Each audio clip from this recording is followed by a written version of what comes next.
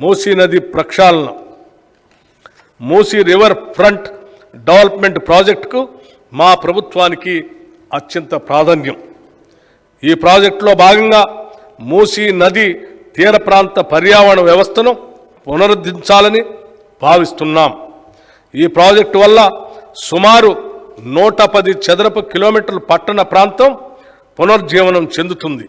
అలాగే నదీ తీర ప్రాంతంలో కొత్త వాణిజ్య నివాస కేంద్రాలు వెలిసి పాత హెరిటేజ్ ప్రాంతాలు కొత్తదనాన్ని సంతరించుకుంటాయి.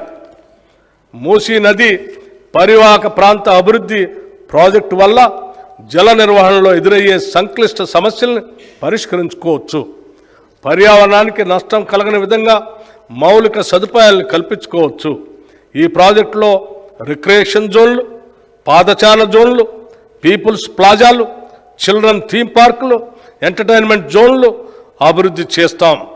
ఈ ప్రాజెక్టు యొక్క ముఖ్య లక్ష్యాలు ఆర్థిక కూడలి ఏర్పాటు, జీవన ప్రమాణాల పెరుగుదల, వారసత్వ సాంస్కృతిక సంపదను పరిరక్షించడం, నగర ప్రతిష్టను ఇనుమడింపజేయటం, పర్యాటక కేంద్రంగా తీర్చిదిద్దటం, పర్యావరణాన్ని మెరుగుపరచడం, మౌలిక సదుపాయాల్ని అభివృద్ధి పరచటం.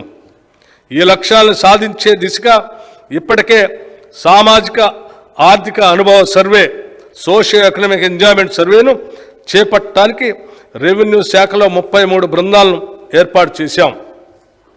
మూసీ అభివృద్ధి లండన్ నగరంలో ఉన్న థేమ్స్ నదీ పరివాహక అభివృద్ధి తరహాల్లో జరుగుతుంది.